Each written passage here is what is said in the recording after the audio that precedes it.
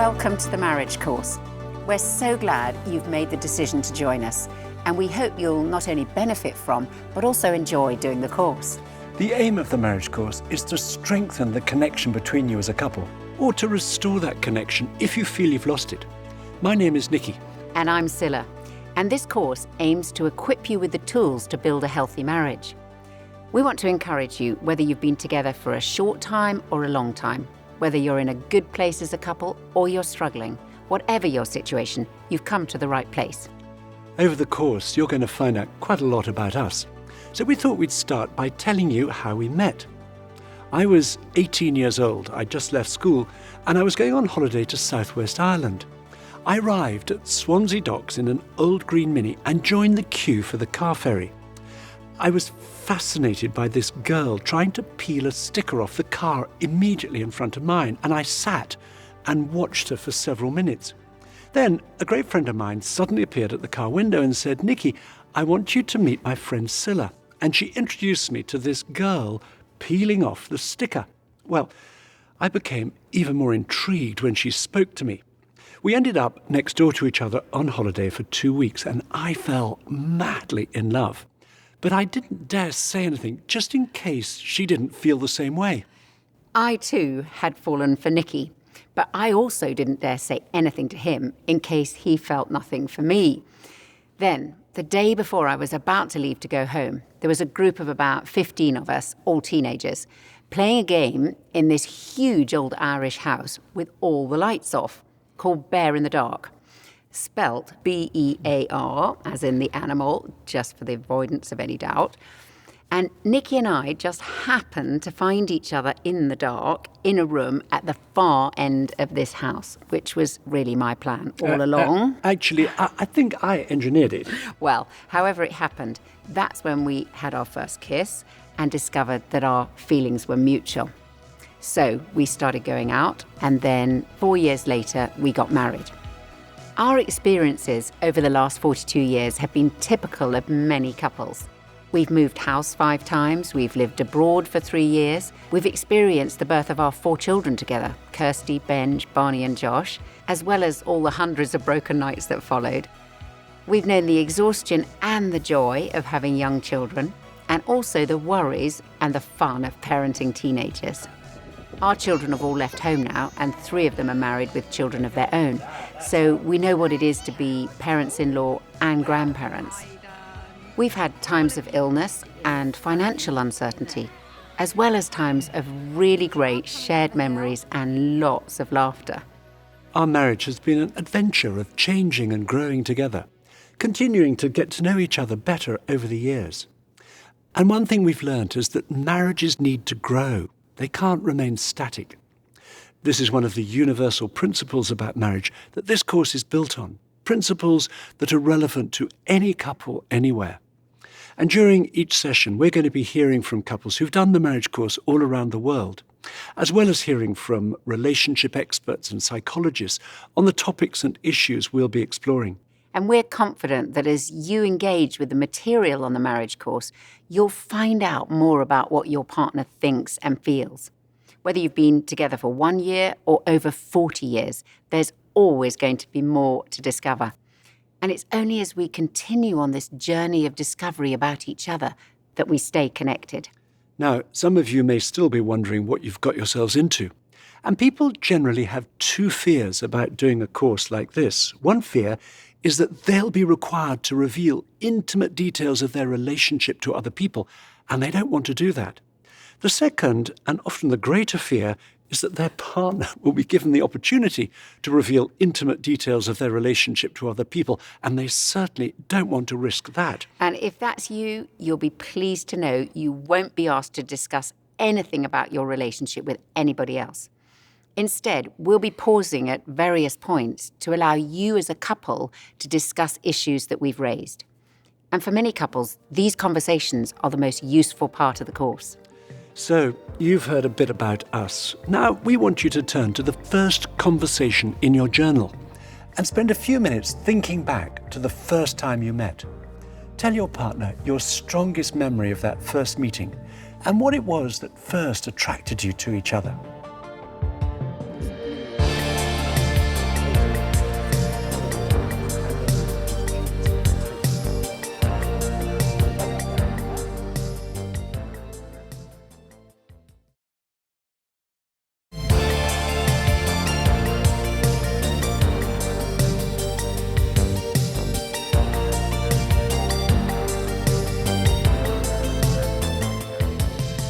The marriage course is very practical.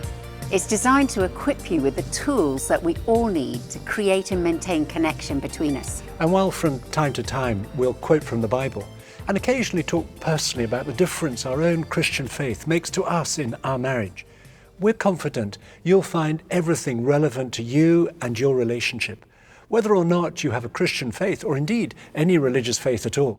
The course is based on the premise that marriage has the potential to be the closest, most intimate human relationship possible. The Bible uses the image of two people coming together and becoming one. Right at the start of the Bible, in the 2nd chapter, it says, "For this reason, a man will leave his father and mother and be united to his wife, and they'll become one flesh." So, when we get married, our partner becomes our first loyalty. And we're joined together, not just physically, but emotionally, psychologically, and even spiritually. Some people might say, but what about a parent and child? Isn't that closer? After all, a child starts off life physically attached to his or her mother. But the task of parenting is to encourage increasing independence in children, both physically and emotionally. Marriage is the other way round. Marriage involves two people who at one time were complete strangers to each other. They meet, they fall in love, they get married, and embark on a relationship that's designed to be one of increasing intimacy and of a growing interdependence. But that's not automatic. We have to keep working at our marriage if we're to stay closely connected. It is the very modern notion that love is just a feeling. And when that feeling goes, we can just walk away. But I know this, unless sometimes you fight to keep love alive, you will bounce from relationship to relationship, always searching for this perfect person that might be out there. I go to write my books in a little cottage overlooking Carmarthen Bay in West Wales. And a couple of years ago, I think it was an August day, it was a beautiful day, and I'm walking on the beach and the hills look lovely and the sand looks gorgeous and the sea looks as though somebody's taken 1,000,000 diamonds and scattered them along its surface. And as I made my way back up to the cottage, there's an old fisherman there. And I said, "It's idyllic, isn't it?" Perhaps he was just tired of tourists that day. He barked at me, "You should see it in winter." And honestly, when I walked on the beach the next day, it was equally lovely. But I felt the sea and the sand and the hills whisper to me, "Would you love us in winter?" Winter love comes to every relationship. And you know, it's remarkable. I so often meet couples who are about to split up and decide, we're going to try again. And I meet them 5-10 years down the road and they are more in love than they ever thought possible. And they look back and say, how could we have thought of even splitting? But to do that, they had to overcome this very modern idea that if you don't feel in love, just walk away. Our daughter Kirsty and son-in-law Rick are involved in making sparkling wine on the south coast of England. And Nikki and I have learnt a lot from them about the work that goes into tending a vineyard in order to produce good wine. It's hard work. It requires care and attention of the vines on a regular cycle throughout the year, every year. And this is a good analogy for looking after our marriage. It takes work to look after a marriage and requires care and attention on a regular basis. We've taken 4 analogies from tending a vineyard. Now, while all 4 apply, whatever stage we're at in our relationship, it may be that one of the 4 is the most important for you right now, as a result of the particular season that you're in. The first analogy is adjusting. Newly planted vines have to adjust to the new soil, and this is a process that goes on for at least 3 years. In a similar way, in the early years of a marriage, we have to learn to adjust to each other as we move from I to we, from being independent to being interdependent. And this adjusting isn't always easy. So often when the initial infatuation has worn off, when we've taken off those rose-tinted glasses and we see each other in a new light, it's the very things that attracted us to each other that can become the things that annoy us about each other. I'm Dimas Salaberios. I'm Tiffany Salaberios. We met at a church in Queens, New York. New York City. I was coming out of the church, she was coming in, and I grabbed the door, grabbed her hand, started to shake it, and I just had a loss for words. One of the most attractive points of Dimas is he is so dynamic and charismatic and just like a magnet when he comes into the room. And so that's wonderful, right? I love, I'm attracted to she's a strong woman.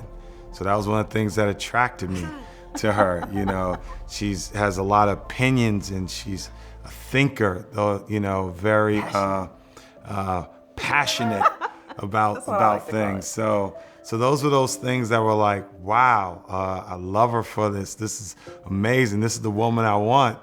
But then there's some days you're like, whoa, the passion is intense. The opinions are really big. So I think that there are definitely those things that would attract a person. At times are those things that are sometimes much to handle in some moments. As we discover how different we are, we can easily try, sometimes consciously, sometimes subconsciously, to change our partner to be more like us. Now, over the years, I have to admit, I have tried to change Nicky in all sorts of areas, and in some, I'm still trying. For example, I am still trying to get him to allow more time to catch a train or a plane, and to get him to wear any other coloured sweater than blue, and also to try to stop him cleaning his shoes when we're about to leave the house to go somewhere. But I've discovered that trying to change Nicky to be more like me doesn't work. It's a universal principle of marriage. I can change myself, but I can't change my partner. If we're to stay connected, this adjusting has to happen, not just at the beginning, but all the way through our marriage, because change is a fact of life. It's inevitable. Our circumstances change, we'll both change, and our relationship has to keep adjusting to accommodate these changes. Your conversations during the course will help you to recognize where you need to adjust in order to strengthen your connection and your marriage. The second analogy from tending a vineyard is pruning, and vines require a lot. Pruning is a very positive activity for the vine. It involves prioritizing the most important branches and cutting the other ones off in order to direct the vine's energy into the most fruitful branches. Otherwise, you get lots of leaves, but very little fruit. As life gets busier, maybe through having a child or work getting more demanding, a key skill in marriage is prioritizing, which involves pruning back certain areas of our lives in order to prioritize another. And for couples who have children, so much time and energy can go into looking after them that the marriage can easily be neglected. And when that happens, it's the children who suffer most because a child's security is deeply affected by their parents' marriage. I remember one man on the marriage course saying, "I've just realized that the best way to love my children is by loving my wife." As life gets busier, we'll only survive as a couple if we learn to prioritize our marriage relationship over every other demand on our time. I am married to someone who works a lot, and he likes his work a lot. So I'm a lawyer, and it's time-intensive work. I think navigating that is an area of continued work for us. I was on a case, it was a crazy schedule. We were trying to meet a deadline by, and I remember quite clearly she reached out by phone to say, "Do you have time to talk to me?" And I said, "No, I don't." And then she tried to call, and I picked up just to answer and say, "No, I can't talk right now." And then I almost hung up the phone on her. I really felt quite abandoned because you have planned on someone leaving, but you don't plan on them not having time to even take a phone call. I really need to plan in advance and realize that just because I have responsibilities at work doesn't mean my responsibilities to my wife and to my family fade away into the background and are no longer there. Anytime that we have gotten too much into thinking we're doing this as individuals and not as a team or as a unit, that's when we have felt pretty isolated. The third analogy from tending a vineyard is supporting. In order for vines to flourish, they need to be supported. The investment in a good, well-kept trellis system of posts and wires is vital for the production of good fruit. Similarly, a marriage needs a support system if we're to work through challenges and to thrive over a lifetime. A marriage can't survive in isolation. This support network may include friends and family, or support may come from an older married couple whom we watch and learn from. But as well as having support from others, it's essential that we support each other. We'll all face some big challenges along the way. Maybe a serious illness, maybe financial or job insecurity, perhaps facing infertility or adjusting to the empty nest, or looking after an elderly parent, to name a few. Personally, I found the change from parenting young children to parenting teenagers pretty challenging. Parenting teenagers didn't come so naturally to me as it did to Nicky, and I really needed his help, not to over-worry or over-control them, to listen to them and to give them space to grow in their independence. And Nicky's support made a massive difference during those years. If we try to deal with our fears and challenges on our own, we lose connection with each other and can start to feel lonely within our marriage. Whereas, when we support each other, the very challenges we face can draw us closer together. So I'm Pam, and this is Neil. Yeah. And we met when we were 20. We did, so that's 29 years ago. And we met in a little place in the east coast of Fife in Scotland. Yeah, I think the biggest challenge that we've faced is we kind of both came into marriage and we thought we would have a family, and that has not happened for us. And as a woman, you're kind of, you know, there's this inbuilt thing about, you know, being a mum, having a baby. But I think the fundamental thing was about loss of that dream. We've had to walk through that together. I had maybe expectations that I would maybe take on have one of my children to get married, and I would take my daughter down the aisle, or, you know, maybe a son's graduation or something. Somebody gave a very helpful piece of advice to me when I was kind of pouring out my heart about this one day, and they said, you know, it's not just your arms, Pam, that are empty, it's Neil's arms as well. And again, just that focus off myself onto the other, I think was really helpful. There was a whole piece where I had to really kind of go deep in myself to really support her, because I was about to kind of lose it at times as well. And so it really brought us closer together. And my learning about Neil would be that he was there, and he was completely dependable and strong in that. Although he had his own moments of vulnerability, I think you were definitely strong when I needed you to be strong. I think we had to really keep our communication open with one another, because it would be very easy to get into not sharing and withholding or blaming. I think it definitely did make us stronger. Yeah. We want you to turn in your journals to the next conversation, working through challenges, and talk about those that you've worked through together in the past. And then, when you've done that, identify the main challenge either or both of you are facing currently. And ask your partner, in what ways could I support you in working through this challenge?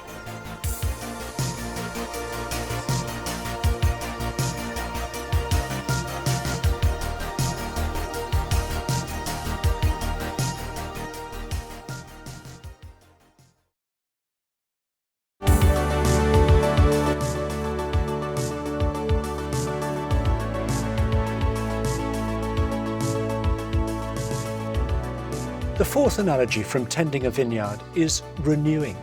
At the end of the growing season, when the vine is reduced to a stem and a few bare branches, to an uninformed eye, it looks like there's not a lot going on until the buds appear in the spring.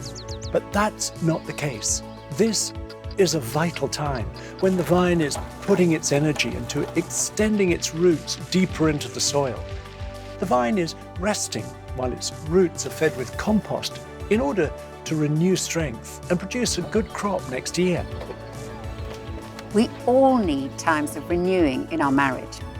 People sometimes think that the longer we're married, the more that the love and the sparkle between us will decline. But that's not true.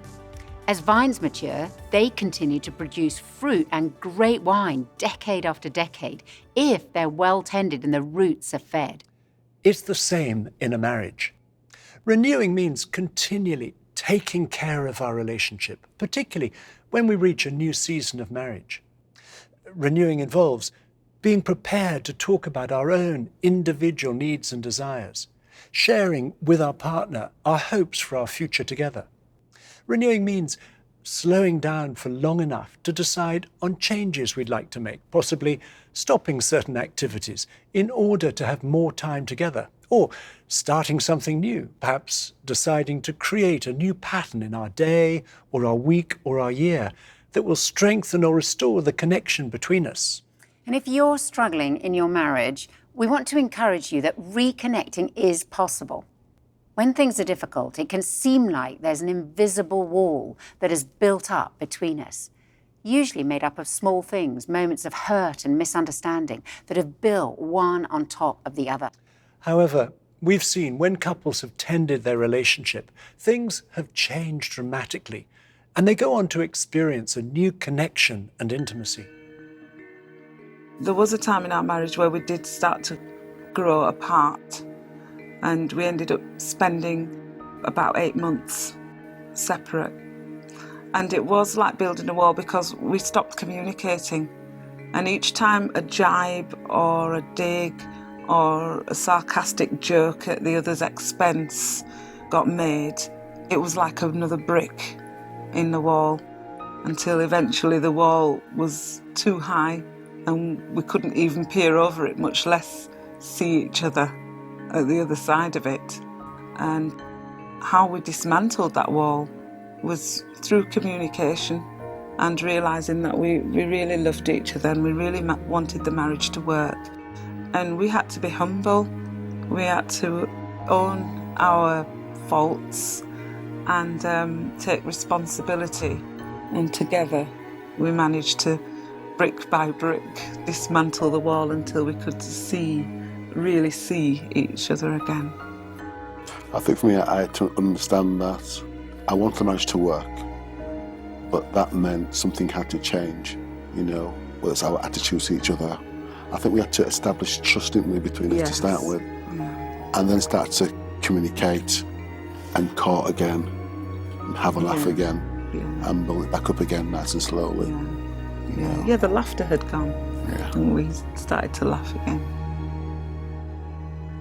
This next conversation is an opportunity to review your relationship, and we'd encourage you to be honest. The purpose is to give you a snapshot of your relationship now, to affirm what's good and to discuss what's not working so well. And don't use this as an opportunity to attack your partner. Rather, as you stand back and see some of the trends in your relationship, look at what you could do differently for the sake of your marriage. So please turn to reviewing your connection in your journal. Put a number in the box beside each of the 20 statements. 0 if that statement is never true, 1 if it's rarely true, and so on. Then turn over and follow the instructions. Each of you do it on your own. And when you've finished, show each other and discuss what you've put. This is a longer conversation, so we're going to give you 30 minutes. And don't worry, if you have low scores, they could change rapidly, even after this session. What is good?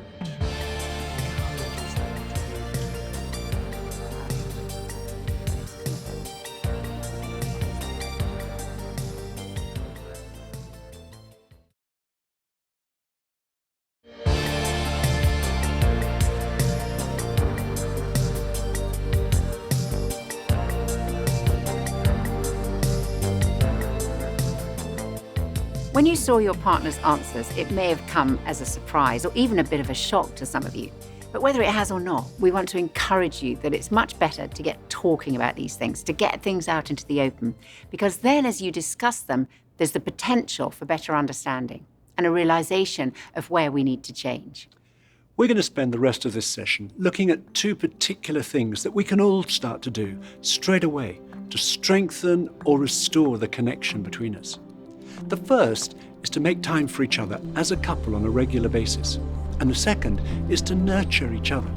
Making time for the people that matter most in our lives doesn't just happen. It requires a conscious decision to make it happen. We can so easily say, we'll have some quality time next week or next month when life isn't so busy. But then, when we get there, we find we're just as busy. It's amazing that we can fit in time for any number of emergencies at work, but then not make time for our partner. Depriving a marriage of quality time together is a bit like depriving a plant of water. Some plants survive longer than others, but eventually, without water, every plant will wither and die. If a relationship is to thrive and to keep growing, we must have regular quality time alone together. This does several things. It keeps the fun, friendship, and romance alive. It deepens our appreciation, our understanding of one another. And it gives us the opportunity to communicate regularly at a meaningful level. And it took us a while, but eventually Nikki and I realised that if we were to have this kind of time together, we had to organise it. And that has meant putting aside time to do something enjoyable together once a week. Now, we call this our date night, and we'll refer to this a lot during the course, although sometimes we have it at lunchtime or over breakfast. And we'd say it's probably the single most significant thing that we have sought to do over the years to keep our love alive and our marriage growing. Date night for us is a fun time when we're relaxing and doing something different to our normal routine. And it always involves some sort of a meal. Sometimes we make it an evening together at home. We cook a nice dinner, we put candles on the table and put on some music. Or we might decide to watch a film or a TV program together we both enjoy. When our children were little, it was after they were in bed. When they were teenagers, we banished them to their rooms. And sometimes we'll go out for a meal, or we might go to the cinema or do something else that we both enjoy doing, such as going for a walk somewhere nice, playing tennis or some other sport, taking a picnic to the park in the summer, going for a bike ride or going to an exhibition. The important thing has been not to set the bar too high. It doesn't need to be expensive.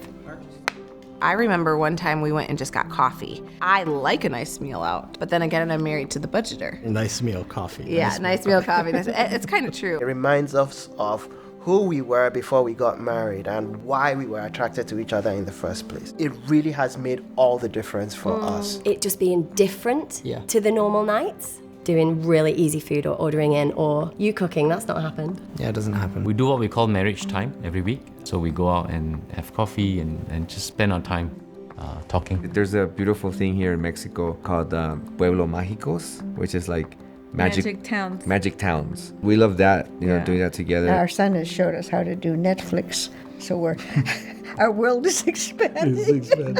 We made it a point every Monday. Everybody knew on that day, Maki and Prince are out, nobody could connect with them. We have had some date night fails, but even a date night fail is a win. Valentine's Day we'll go see this movie. And it was a horror film, and basically we lasted about 10 minutes. Well, I couldn't handle it, let alone harrowed. It was terrible, but we're still talking about it. Yeah. A memorable date night for me was when Nikki organised a surprise trip to Shakespeare's Globe Theatre to see Romeo and Juliet. Now, I love surprises, but when we got there, I found out that he had booked the standing tickets, the cheapest ones on offer, which means you literally have to stand there for the entire performance. And Romeo and Juliet, much as I love it, is a long play. We ended up standing in the open air for over 4 hours straight.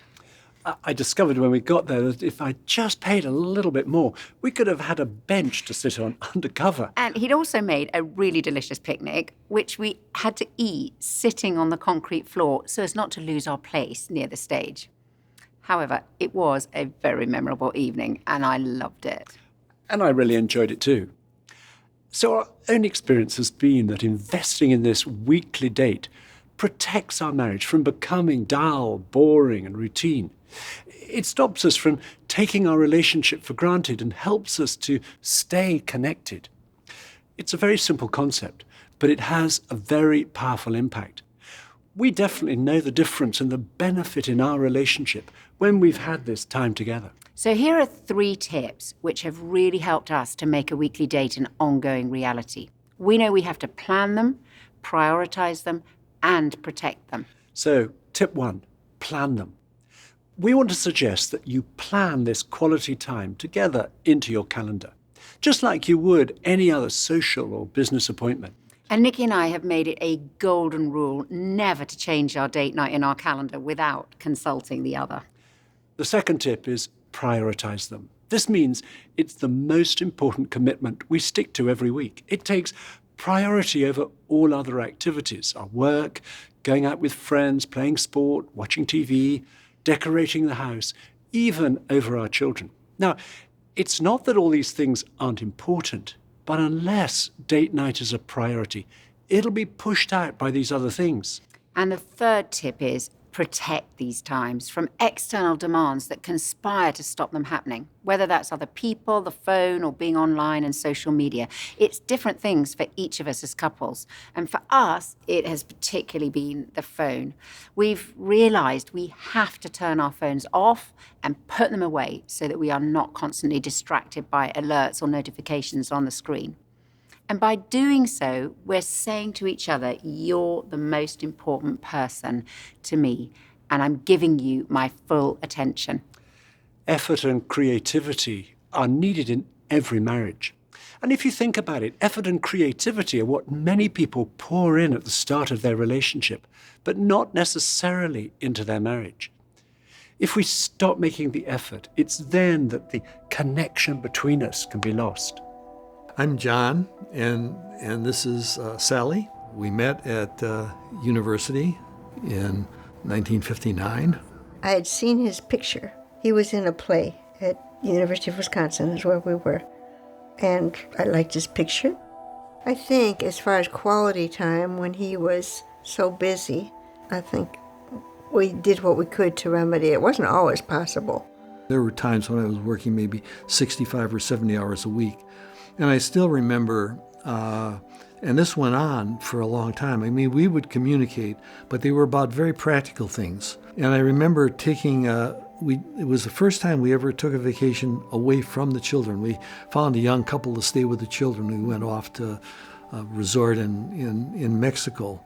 And I remember sitting in the dining room and looking across the table at her and saying to myself, you know, I really don't know this person. It was like we knew each other at the beginning, and now all of this stuff had gotten in the way, and we really weren't talking about things that really mattered. I think at some point the marriage would have really worn out, and that would have been sort of the end of it. I don't remember that time as significantly as you do, but I'm glad it happened. I didn't know it was that significant. Well, I think it was kind of a wake-up moment, really. In some ways, I think it was the best thing that ever happened to our marriage, because when we got back from this vacation, we always set aside time during the course of a week just to be alone, to talk about things other than the kids and school and work and where we're going to get the next groceries and all that kind of. And I often thought, you know, what would have happened had we not had that moment, you know, and that realization. It was really an amazing time, really. The next conversation in your journal is special times together. We want you to tell each other what have been the most special times you've shared together as a couple. And be specific and talk about where and when those times were, what you were doing and why they were so special to you. And take it in turns, because you may hear something that you had no idea about.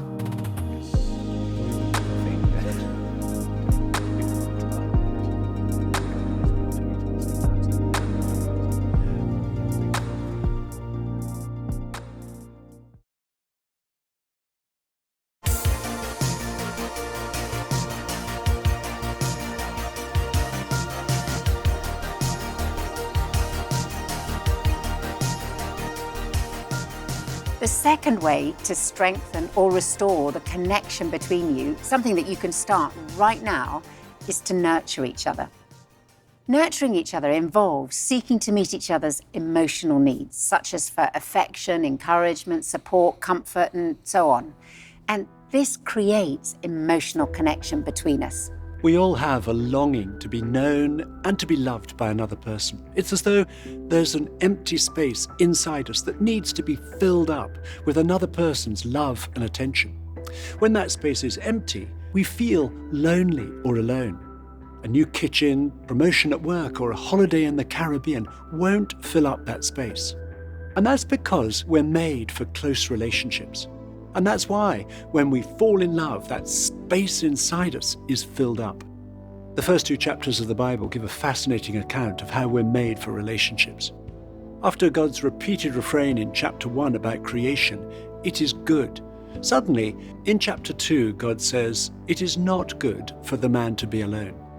Then, when God creates Eve and presents her to Adam, he bursts out spontaneously with the words, "This at last is bone of my bones and flesh of my flesh." Here is someone like him, someone who understands him, someone to whom he can relate and to whom he's strongly attracted. And that space inside Adam is filled right up. And when we're known intimately, when we're loved by another, we are no longer alone. However, we have to maintain our sense of togetherness. When the initial infatuation wears off, we can start to feel alone, to feel lonely again. And the way to keep filling this space inside is by recognizing and meeting each other's emotional needs. We need to reach for other people and how other people respond all our lives. The attachment theory of childhood relates to marriage in that it basically tells us what our vulnerabilities and our needs are, and that these vulnerabilities and needs continue into adulthood. And it tells us about the basic drama that plays out in love relationships. The consequences of a couple not being able to recognize each other's emotional needs is that they are going to get more and more disconnected from each other. And as we understand from all our research over the years, the key issue in marriages falling apart is not conflict. Everybody has conflict. Everybody's got differences. The key issue is emotional disconnection. It's aloneness that destroys marriages. It drives people insane to be in a relationship where all their longings for connection are turned on, where they expect some sort of closeness, and to have that other person just out of reach. And these needs are not complicated. That's the fascinating thing, they're not. But they are emotional. And you do have to deal with them on an emotional level. There are two ways we can act in marriage. We can either be reactive or proactive. Being reactive is when we focus on each other's shortcomings, on what irritates us about our partner's behavior.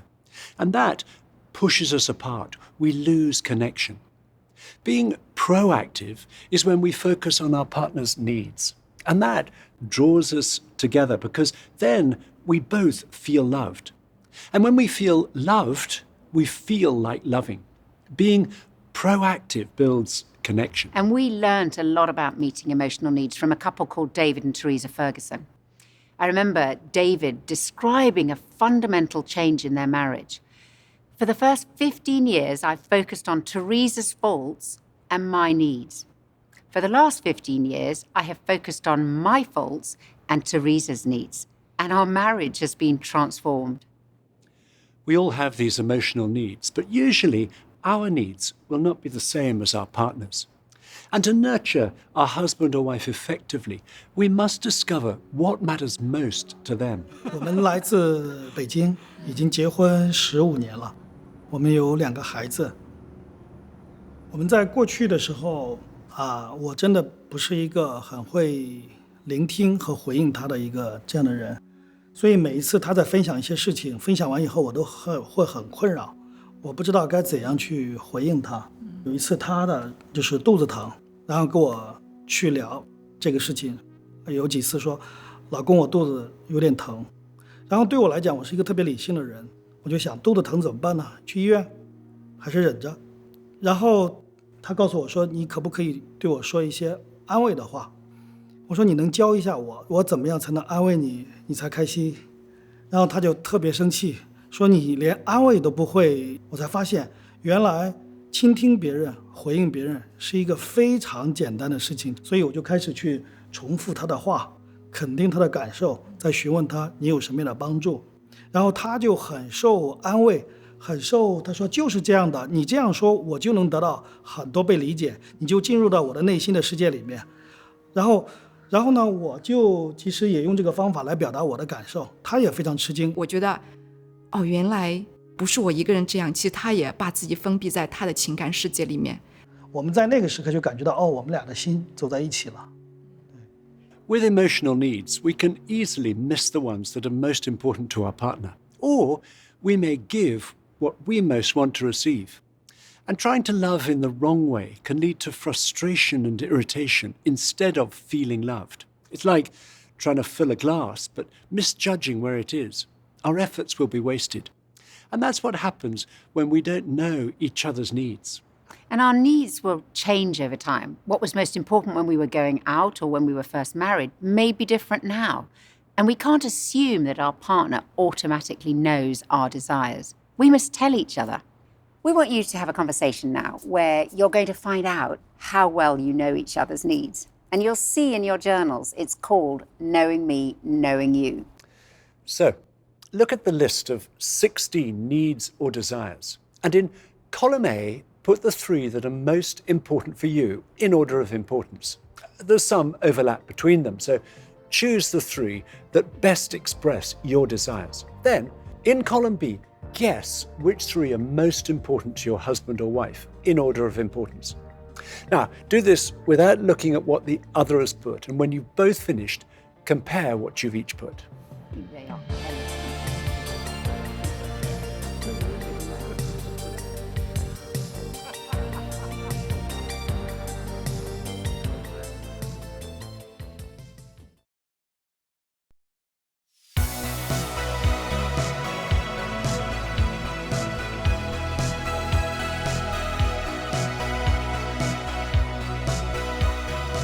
At this point, we want to mention the continuing conversations in your journal. Following this session, there are 2 topics. The first is about how you create a balance of time together as a couple and time apart from each other. The second is about how you can meet each other's emotional needs in practice. And we recommend that you set aside some time before the next session to look at those questions together, as it'll reinforce these 2 ways of strengthening your connection. And to close each session, we're going to say a short prayer for you. So do please stay just as you are while we pray. Thank you, Lord, that you are the God of love, the God who created marriage for us. Thank you that you've given us to each other. We ask that you would help each couple to grow in their understanding of their partner and help them to recognize each other's needs so that their love for one another would grow stronger and deeper. We ask this in Jesus' name. Amen. We hope that conversations you've had this session have been helpful and will lead to more useful discussions over this coming week. Thank you for joining us. We'll see you on the next session.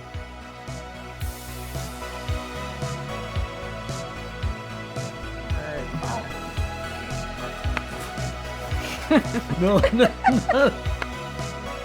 What was the question again, Joan? That's this. Yeah, I didn't know where And to I look. feel truly loved. What was the question? Well, can you tell me the initial question Say again? what you said again. So look at Joe's eyes or the camera. I know. Yeah, I'm just. These people are looking at us now. They're like, we know way more about them than we ever wanted to.